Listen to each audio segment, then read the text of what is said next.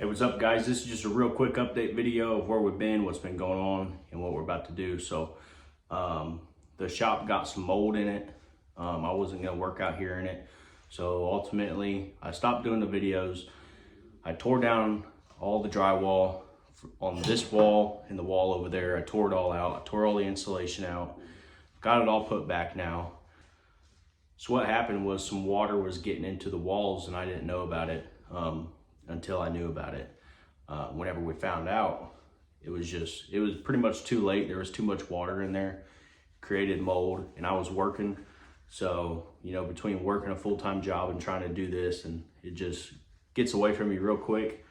So that's what happened, but I've got it all fixed.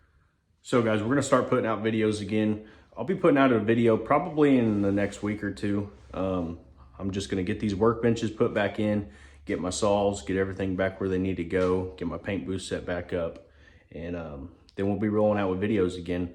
So hey, we ain't gone nowhere. We're still here. So hey, hit that subscribe button, share and comment, and that's pretty much the update that I've got for you for now.